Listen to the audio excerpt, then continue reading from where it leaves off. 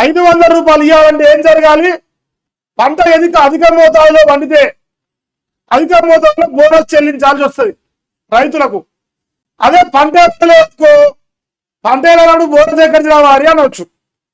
So అందులో భాగంగా ఇక్కడ ఏం జరుగుతుందంటే, పంట తక్కువ పండితే యూరియా అయిపోతే పంట పండదు, పంట పండకపోతే ఈ బోనస్ చేయాలన్న కర్మ రాదు.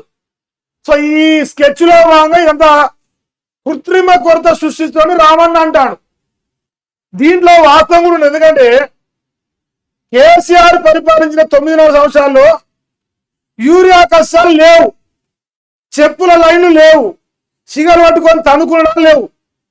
సడన్ గా ఇప్పుడు ఎందుకు వచ్చినాయి అంటే, ఆనాడు బీజేపీ ఉంది అధికారంలో, ఈనాడు బీజేపీ ఉంది కేంద్రంలో.